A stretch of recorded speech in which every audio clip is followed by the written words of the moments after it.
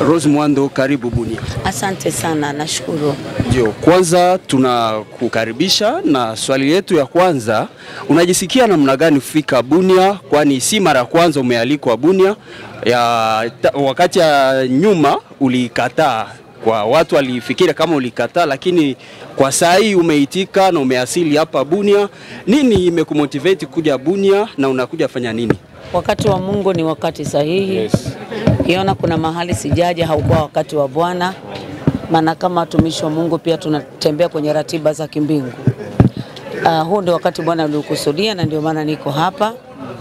Na nimekuja hapa kwa ajili ya tamasha, kongamano kubwa, mkutano mkubwa utakaofanyika kuanzia siku ya kesho mpaka siku ya Jumapili. Kwa hiyo hicho ndio kimenileta. Bunia ni mji mkuu wa jimbo la Ituri ambao kuna vita na mauaji na vitu vingine kadhalika. Umekuja na ujumbe gani kwa wakaaji wa mji huu? Ujumbe wangu ni kwamba Bwana atawatokea. Yeah.